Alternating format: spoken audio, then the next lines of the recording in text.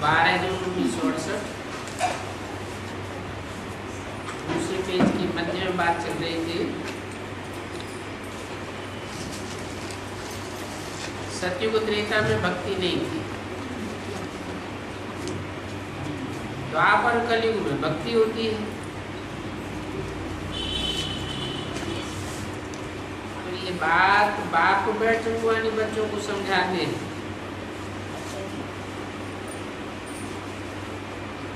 इसको कहा जाता है रूहानी नॉलेज अथवा ज्ञान।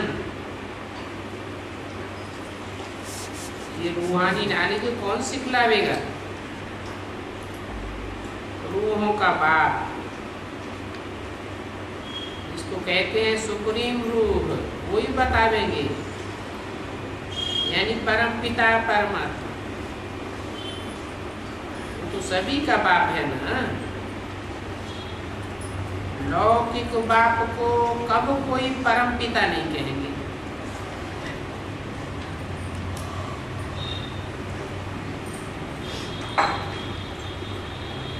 पारलौकिक को परम पिता कहा जाता है। वो परम धाम में रहने वाला है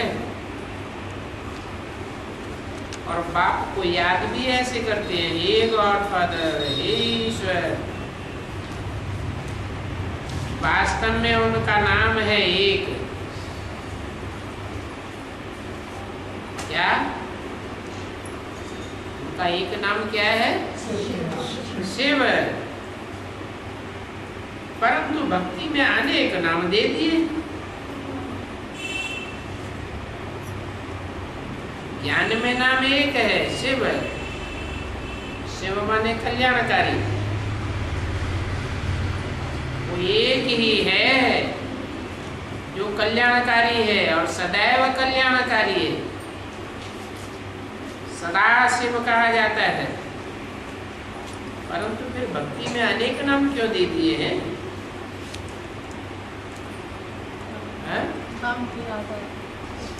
नाम किस आधार पर पड़ता है? काम के आधार पर नाम पड़ता है। तो काम तो उनका एक ही है, कल्याण करना। वाचा से कल्याण करें, चाहे कर्मेंद्रियों से कल्याण करें, दृष्टि से कल्याण करें, चाहे वृत्ति या संकल्पों से कल्याण करें, काम तो एक ही है। फिर भक्ति में अनेक नाम क्यों दे दिए हैं? नाम शरीर पर पड़ते हैं या आत्मा पर पड़ते हैं? उनका तो आत्मा का नाम शिव है। वो तो एक ही है, वो कभी बदलता ही नहीं। फिर अनेक नाम क्यों दे दिए हैं?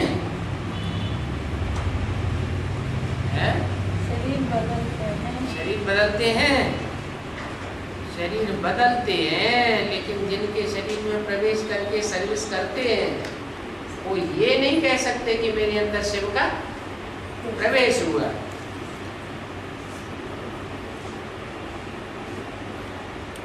वो सभी मनुष्य मत हो जाती है जो अनेक नाम दे दिए हैं। भक्ति का फैलाव बहुत हो गया है, वो सभी है मनुष्य मत। वो कोई सदैव कल्याणकारी नहीं है, उनको सदा शिव नहीं कहेंगे। अभी मनुष्य को चाहिए ईश्वरी, श्री श्री ईश्वर की मत। श्री श्री 108 की माला बनती है ना, ये प्रवृत्ति मार्ग की माला बनती है।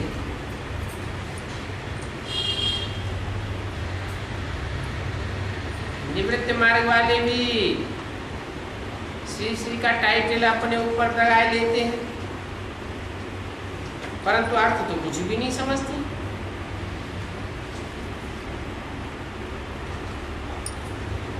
पति तो बुद्धि है ना, बिल्कुल बेसमझ है।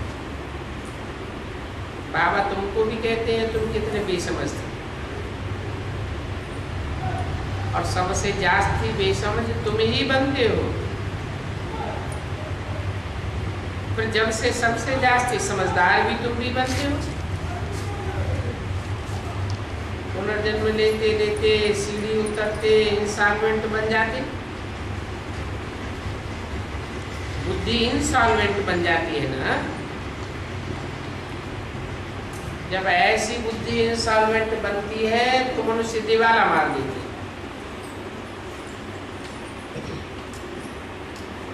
मनुष्य मात्र जो 100% सॉल्वेंट थे, सो इस समय इंस्टॉलमेंट, बुद्धि बिल्कुल ही मारी हुई। और ये ताला किसने लगाया? गॉडरेज का ताला लग जाता है भक्ति मार्ग में, कुछ भी समझते नहीं। उसको गॉडरेज का ताला क्यों कहते हैं? कहाँ गॉड और कहाँ माया? माया का ताला कहें, गॉडरेज का ताला क्यों कहते हैं? क्योंकि गॉड जो श्रीमत रूपी किरणें देते हैं, वो किरणों पर जो चलते नहीं है, ज्ञान का जो डोज देते हैं उन बातों पर चलते नहीं है, तो बुद्धि को ताला लग जाता है। इसलिए उसका नाम है गॉडरेज का ताला। समझते तो कुछ भी नहीं है। भक्ति किसकी करते हैं उनका पता ही नहीं है। अच्छा, ये लक्ष्मी नारायण कौन है? ये तो ठीक है देवताएं हैं, परंतु ये आए कहाँ से? लक्ष्मी नारायण कहाँ से आए और गए कहाँ? कोई मनुष्य आता है तो कोई से जन्म लेकर आता है। लक्ष्मी नारायण कहाँ से आए? कहाँ से जन्म मिला है? अरे नर थे, नर तन में पुरुषार्थ किया तो पुरुषार्थ करके नर से नारायण बने। इसको कहा जाता है गुड़ियों की पूजा। इसको पूजते हैं, उनको जानते नहीं है। बाप कहते हैं बिल्कुल बेसमझ, जैसे छोटे बच्चे हो गए। छोटे बच्चों को महात्मा कहा जाता है। वो महात्मा फिर भी भ्रष्टाचार से पैदा हो, फिर बड़े हो जाते हैं तो संन्यास करते हैं। छोटे बच्चों को तो बेकार का पता ही नहीं। अभी कलयुग में तो देखो 8-9 वर्ष के बच्चों को भी विकारों का पता पड़ जाता है। इतना घोर अंधियारा है, घोर सोजरा शक्ति को कहा जाता है, और घोर अंधियारा है कलयुग। और ये चला आ रहा है। सत्युग में कहाँ राजाई और कहाँ कलयुग की गधाई, कहाँ तुमको हीरो हीरोइन का महल मिलता है। हीरे हीरे जड़ते रहते हैं, कहाँ अभी इंस्टॉलमेंट बन पड़े। भारत जितना नंबर 1 में था उतना और कोई खंड नहीं था। भारत की बहुत महिमा है, और सभी धर्म वालों का भारत सबसे बड़े से बड़ा तीर्थ है ना। एक ऐसा भी टाइम आएगा कि हर धर्म वालों को भारत में आना पड़ेगा। परंतु ब्राह्मणानुसार गीता का खंडन कर दिया है, तो तीर्थ की महिमा खत्म हो गई। जिस गीता के ज्ञान से बाप बैठ नई दुनिया बनाते हैं, तो उस गीता का मान मर्तबा ही खलास हो गया।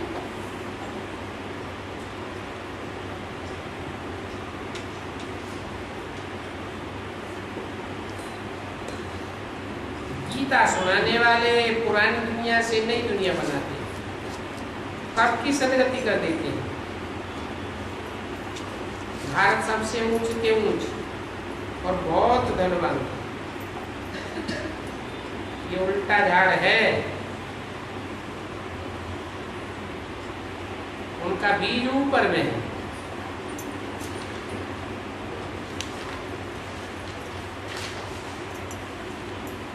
उसको वृक्षपति कहा जाता है।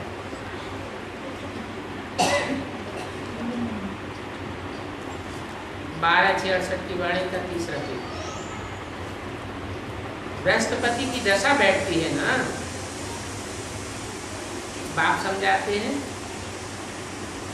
मैं ही वृक्षपति हूँ। जब आता हूँ तो भारत पर बृहस्पति की दशा बैठती है, ऊंच बन जाते हैं। फिर रावण आता है तो राहु की दशा बैठ जाती है। अभी भारत का हाल देखो क्या हो जाता है।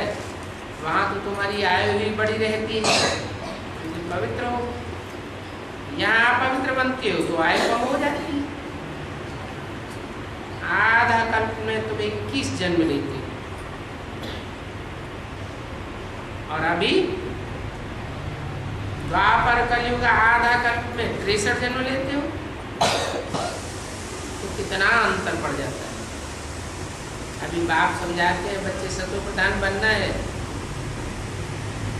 इसलिए मामेकम याद करो। अनेकों में बुद्धि रमाते रमाते तमो प्रधान बन गए,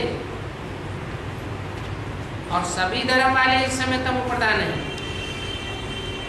ऐसे नहीं कि सिर्फ देवी देवता धर्म ही तमो प्रधान है। तुम सभी को ये ज्ञान दे सकते हो, क्योंकि सभी आत्माओं का बाप तो एक ही है। कोई भी धर्म वाला हो, सभी ब्रदर्स हैं, क्योंकि हम सभी आत्मा एक बाप के बच्चे हैं। बल कहते हैं हिंदू मुस्लिम भाई भाई, परंतु कहने वाले अर्थ तो समझते ही नहीं। भाई भाई हैं तो जरूर एक बाप होना चाहिए ना। आत्मा राइट कहती है सभी ब्रदर्स का बाप एक है। वो आते हैं जरूर, और आकर के वर्षा उन्हें देना ही है। वो आते हैं भारत में, शिव जयंती मनाते हैं, परंतु कब आया ये किसी को पता नहीं। अंधश्रद्धालु रावण संप्रदाय, आसुरी संप्रदाय, तुम्हारी युद्ध है इन 5 विकारों से। और उन 5 विकारों में भी काम विकार तो तुम्हारा नंबर 1 दुश्मन है। रावण को जलाते हैं, परंतु वो कौन है, क्यों जलाते हैं, कुछ भी पता नहीं। तुम जानते हो 2500 वर्ष से हमारा दुश्मन बना है, और दिन प्रतिदिन ये दुश्मन बड़ा तीखा होता जाता है।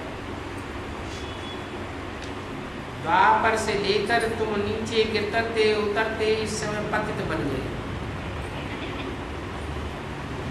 एक तरफ शिव को याद करके पूजते हैं, दूसरी तरफ फिर कहते हैं सर्वव्यापी। कुत्ते बिल्ले आदि सब में है। अरे जिसने तुमको विश्व का मालिक बनाया, उनको फिर माया के चक्र में आकर के गाली देते हो। बाप कहते हैं मीठे मीठे बच्चों, तो मुझे तो अनगिनत जन्म मिले गए, अपन को तो फिर भी 84 लाख जन्म में बताते। मुझे तो कण कण ठिक्कर भीतर में ठोक दिए। गालियां भी देखो कैसी देते हैं, कहते कच्चा अवतार, मत्स्य अवतार, ये भी ड्रामा बना। बिल्कुल ही तमो प्रधान बन जाते, बेहद की ग्लानि में चले जाते। कितने पाप आत्मा पर पड़े, इसको कहेंगे रावण राज। ये भी तुम जानते हो। इस समय सभी भक्तियां हैं, सभी की सदगति करने वाला एक राम है, परंतु उसे जानते कोई नहीं। शास्त्रों में तो दंत कथाएं लिखती, सुनने वाले मनुष्य भी सत्य सत्य करते रहते। बाप कहते हैं ये सब असत्य सुना। असत्य सुनाने वाले अनेक हैं और सत्य कहने वाला तो एक ही बाप है। रावण को झूठ कहेंगे, सच्चखंड स्थापन करने वाला बाबा है और वो सच्चा बाबा है। रावण को तो बाबा नहीं कहा जाता है। ये तो तुम समझते हो 5 विकार हर एक में है, सब विकार से ही पैदा होते हैं, इसलिए सबको भ्रष्टाचारी कहा जाता है। भ्रष्ट इंद्रियों से पैदा होती है ना। सतयुग में तो विकार का नाम निशान भी नहीं। देवताओं को कहा जाता है संपूर्ण निर्विकारी। देवताएं जो पूज्य थे वही फिर पुजारी बन गए। वो फिर कह देते हैं आत्मा सो परमात्मा सो आत्मा। बाप कहते हैं ये भूल है। आत्मा सो परमात्मा ये कहना रंग है। इनका अर्थ भी बच्चों को समझाया है। पहले तो अपन को आत्मा निश्चय करो। हम आत्मा इस समय ब्राह्मण कुल के सर्वोत्तम कुल के हैं। ब्राह्मणों की डायनेस्टी नहीं होती है। ब्राह्मण तो सेवाधारी हैं,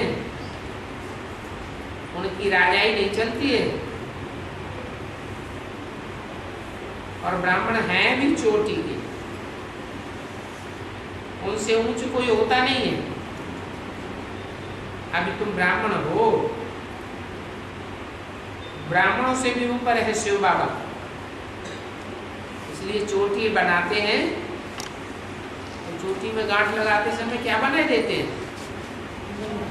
शिवलिंग बन जाता है। ऊंचे के ऊंचे है बाबा। भारत में विराट रूप भी बनाते हैं, परंतु उसमें ब्राह्मणों की चोटी भी नहीं दिखाई है और चोटी में बाप भी नहीं दिखाया है। ब्राह्मणों को भी उड़ाई दिया और शिव बाप को भी उड़ाई दिया। क्यों उड़ाई दिया? कुछ भी नहीं समझते। त्रिमूर्ति का भी अर्थ नहीं समझते। नहीं तो भारत का कोर्ट ऑफ आर्म्स त्रिमूर्ति शिव का होना चाहिए। तो काय का बना दिया है? 3 जानवरों को बनाई दिया है। अभी है ही कांटों का जंगल। कांटों का जंगल दुनिया बन गई तो कोर्ट ऑफ आर्म भी जानवरों को बनाई दिया। उसमें फिर लिखा हुआ है सत्यमेव जयते। अब जानवर सत्यमेव जयते करेंगे क्या? सत्य की विजय जानवरों के द्वारा होगी क्या? सत्य में तो दिखाते हैं शेर बकरी इकट्ठे जल पीते। सत्यमेव जयते माने विजय हो।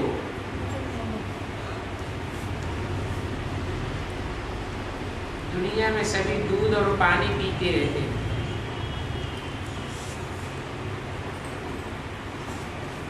लून पानी तो कोई नहीं पीता।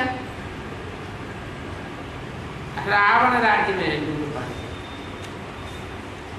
राम राज्य में खीर खंड हो जाते हैं। अभी इस दुनिया को कहा जाता है कांटों का जंगल। 1-2 को पहले नंबर का कांटा मारते रहते हैं। पहले नंबर का कांटा है काम विकार। तो बाप कहते हैं कि काम विकार महाशत्रु है। ये आदि मध्यंत दुख देने वाला है। इसका नाम ही है रावण राज्य। इन 5 विकारों पर जीत पहन जगत जीत बन जाओ। ये अंतिम जन्म निर्विकारी बन जाओ। तमो प्रधान पतित बने हो तो अभी फिर सतो प्रधान पावन बन जाओ। परंतु गंगा कोई पतित पावनी नहीं है। शरीर के मैल को धोना है तो घर के पानी में भी धो सकते हो। आत्मा तो साफ नहीं होगी घर के पानी से, न गंगा के जल से पास साफ होगी। परंतु पत्थर बुद्धि मनुष्य ये बात ही नहीं समझते। भक्ति मार्ग के कितने ढेर के ढेर गुरु, और ज्ञान मार्ग में एक ही सदगुरु है। 1268 की वाणी का चौथा। परंतु वह गुरु लोग कोई सदगुरु नहीं है। न तो वो सदगुरु है न टीचर है। टीचर के पास तो स्टूडेंट्स के लिए एम ऑब्जेक्ट होती है। स्टूडेंट्स जानते हैं कि हम पढ़ लिख करके क्या बनेंगे। ये सुप्रीम बाप भी है तो सुप्रीम टीचर भी है, सुप्रीम सदगुरु भी है। और सुप्रीम बाप और टीचर है सदगुरु एक ही है। ये नहीं तीन अलग अलग है। वही सृष्टि के आदि मध्य अंत का नॉलेज देते हैं। इस सृष्टि की आदि मध्य अंत की नॉलेज से तुम क्या बनते हो? तुम्हारे सामने ये एम ऑब्जेक्ट खड़ी है। अभी तुमने 84 का चक्र पूरा किया, अभी फिर वापस जाना है। तुम्हारी आत्मा और शरीर दोनों ही अभी पतित है। आत्मा भी झूठी हो गई तो शरीर भी झूठा है, भ्रष्टाचारी शरीर है। अभी मनुष्य मात्र सभी बर्थनाटी पहनी। सतयुग में थे बर्थ पाउंड, अभी देखो सब गरीब बन पड़े। बाप कहते हैं मैं भी गरीब निवाज हूं, तो सतयुग में नहीं आता हूं। कलयुगांत में ही गरीबों को आकर के साहूकार बनाता हूं, और आता भी भारत में। आत्मा ही पार्वती बाप को पुकारती है।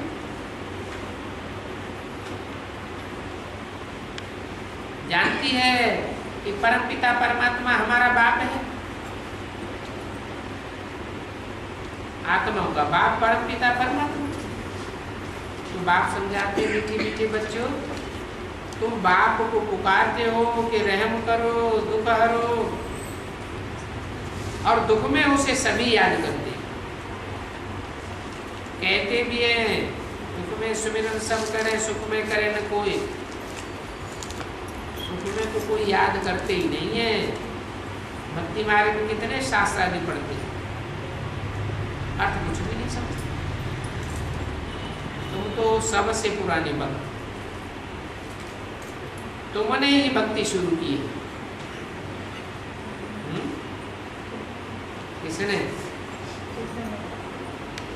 भक्ति कहाँ से शुरू होती है? कौन करता है पहले पहले भक्ति?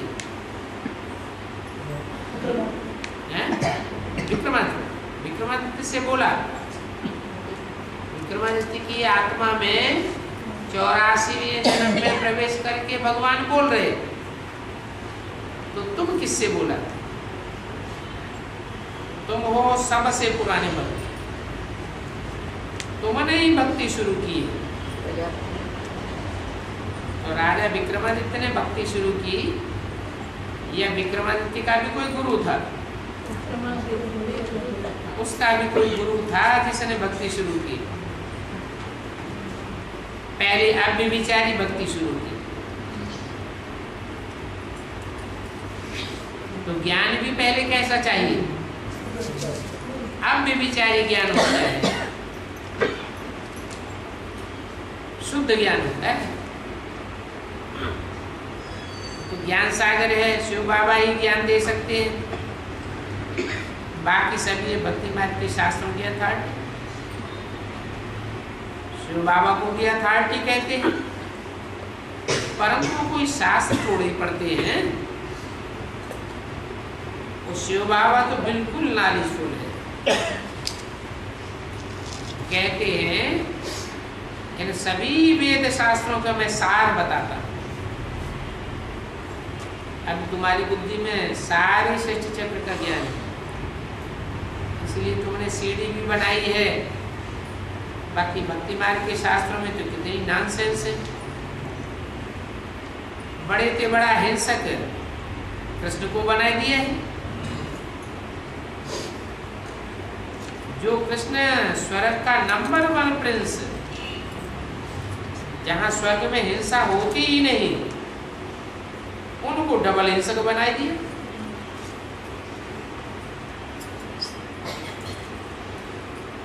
देवताएं तो होते हैं डबल हिंसक, वो फिर डबल हिंसक बना देते हैं। ये भी कल्प कल्प चलता आया है भक्ति मार्ग। बाप आकर स्वर्ग की स्थापना करते हैं, फिर तुम स्वर्ग से पुनर्जन्म लेते लेते नीचे आ जाते हैं। परंतु सभी तो 84 जन्म नहीं ले सकते, ये तो कायदा ही है। मिनिमम है 1 जन्म और मैक्सिमम है 84 जन्म। अभी तुम बच्चे मैसेंजर हो, बाप का मैसेज सबको देते हो, पैगंबर हो, पैगाम देते हो ना, पैगाम पहुंचाने वाले। हर एक को बोलो कि पारलौकिक बाप कहते हैं तुम्हारी आत्मा जो सत्व प्रधान थी अभी तमो प्रधान बन गई। अभी फिर मुझे एक बाप को याद करो तो तुम्हारे पाप भस्म हो जाए, क्योंकि मैं तो सदैव ही सतो प्रधान हूं, मैं कभी तमो प्रधान बनता ही नहीं। तो मेरे को याद करेंगे तो तुम भी सतो प्रधान बन जाओगे। इसको योग आदि कहा जाता है। और एक बाप को याद करना है, ये तो पुरानी दुनिया है। अभी तुमको चलना है नई दुनिया में। तुम जानते हो कि बाबा हमारे लिए सत्युग की स्थापना कर रहे हैं। हमारे लिए तो क्या मतलब है? हमारे लिए माने देवी देवता सनातन धर्म के हैं, जो बाप के सच्चे सच्चे बच्चे बनते हैं, उनके लिए स्वर्ग की स्थापना कर रहे हैं। बाकी जो और धर्म के हैं उनके लिए स्वर्ग की स्थापना नहीं होती। ये तुम्हारी बुद्धि में बनी रहे। जब तक हम सतो प्रधान बने तब तक तो हमारा यहाँ ही रहना है, क्योंकि तमो प्रधान तो नई दुनिया में कोई जा ही नहीं सकते, और यहाँ ही सतो प्रधान बनना है। ऐसे नहीं सत्युग में जाकर के सतो प्रधान बनेंगे, यहाँ ही दैवी गुण भी धारण करने हैं। तो अभी कोई अवगुण नहीं रहना चाहिए। देवताओं को कहते ही है सर्वगुण संपन्न, 16 कला संपूर्ण, संपूर्ण निर्विकारी। संपूर्ण हिंसक मर्यादा पुरुषोत्तम। और देवताओं के आगे अपन को कहते हैं हम पापी हैं, बिगारी हैं, नीचे हैं, कपटी हैं। अभी तुमको पता पड़ गया है, पहले हम भी ऐसे ही थे। अभी बाप द्वारा हम ऐसे बनते हैं, फिर सो देवता बनते हैं। तो बाप कहते हैं मुझे याद करो तो पावन बन जाएंगे। मूल बात है अपन को आत्मा समझना। आत्मा समझ बाप को याद करो। अभी ये देह अभिमान छोड़ दो, शरीर निर्वाह के लिए धंधा व्यापार आदि बल करो, अपने बच्चों के पास भी भल रहो, परंतु बुद्धि में ये रहता है ये धंधा, धोरी, बाल, बच्चे, ये सारी दुनिया कब दाखिल होनी। इस दुखधाम को भूल जाना है, याद करना है शांति धाम और सुख धाम। है कितना सहज, ये सहज बात भी याद नहीं कर सकती। बाबा साक्षात्कार कराते हैं, तुम देवता बनेंगे तो फिर स्वर्ग में रहेंगे, अभी तो ये दुनिया नरक है, इस नरक की दुनिया को भूल जाना है। और भूलना ये कोई मुश्किल बात भी नहीं है, परंतु माया ऐसी है जो नई दुनिया को याद करने ही नहीं देती, बाबा का बनने ही नहीं देती। माया के साथ ही तुम्हारी युद्ध चलती है। बुद्ध का योग बाप के साथ टूटने से फिर कुछ न कुछ पाप कर्म जरूर होते हैं। तुम बच्चे अभी ब्राह्मण बने हो तो देवता बनेंगे, शांति धाम में जाकर के फिर सुख धाम में आवेंगे, देवता बन जाएंगे। ब्राह्मण जो होते हैं वो तो देवताओं से भी उच्च है।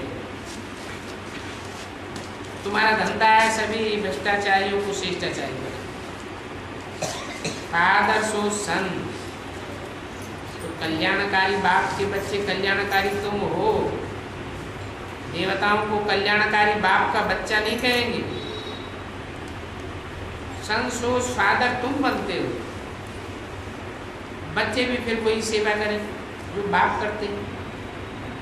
अच्छा मीठी मीठी रुहानी बच्चों की रुहानी बाप बता का याद